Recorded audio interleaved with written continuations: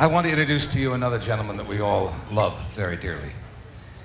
He and his Betty were in Washington. He was 38th President of the United States at a time when America was wallowing in gossip, in what was going to happen to the nation, in what had happened in the Nixon administration. And he came in and he soothed us in a matter of a couple of years and calmed this great nation. And we all love him a lot. And I'm very proud he and Betty are here tonight. And his is the next toast. Ladies and gentlemen, the 38th President of the United States, Џералд Форд.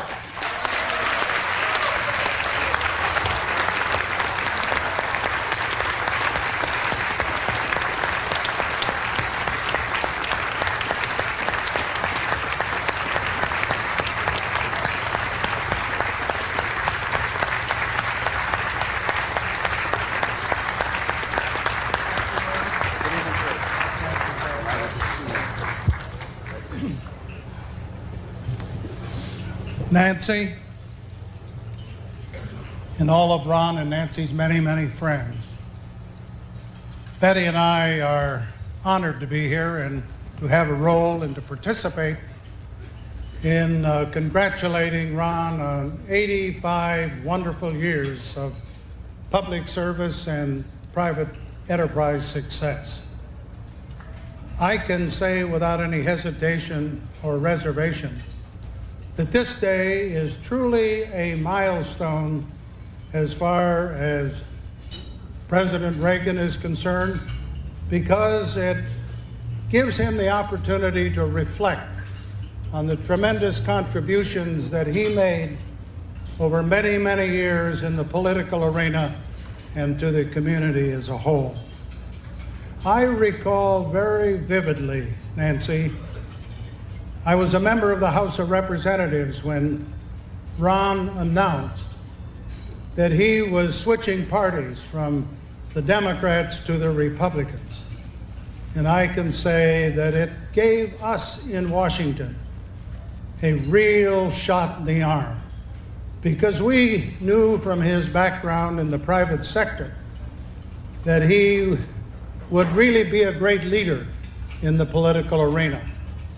And as Pete Wilson said, he was elected governor of this great state and did a tremendous job in giving California the kind of leadership that made it the state that it is. And then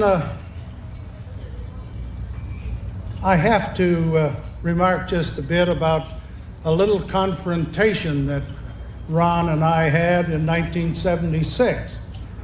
It was a little family sparring match, but there was one thing that both of us did. We abided by the 11th Amendment, where the criticism of one another was not in the political arena.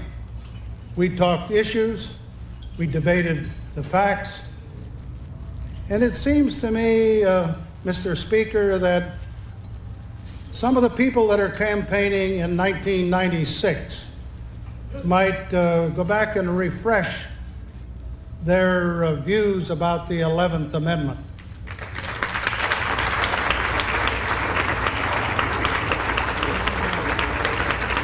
Even though President Reagan and I had some differences back in 1976, we were and are today close personal friends. And I think the fact that we could have that contest was an illustration of the kind of fine, fine person that Ron Reagan has been.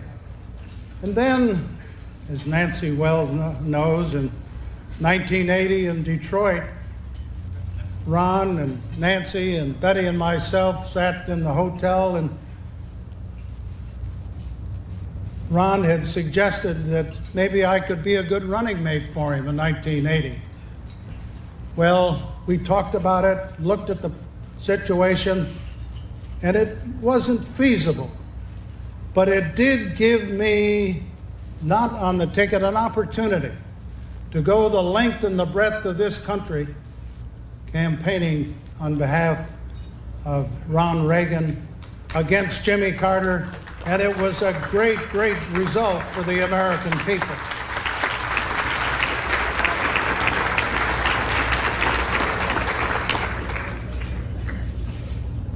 The election of Ron Reagan to the presidency after the 4 years of Jimmy Carter again gave the American people a kind of leadership that was so essential to our future, both at home as well as abroad. When you look at the record in those 8 years, the achievement, the successes, everybody in this country, Democrat or Republican, can be proud of what was accomplished. I can tell you, having been in the White House, that it's not an easy job. And I admired Ron Reagan for the tremendous successes that he had, ideologically, practically, politically, as well as otherwise. And so, Nancy, I'm speaking for Betty as well as myself. We have great affection, admiration, and love for both Ron and for you. We cherish your friendship, and you have our prayers and very best wishes. And will everybody please join me in a toast to President Ronald Reagan, to Ron Reagan. Thank you, President.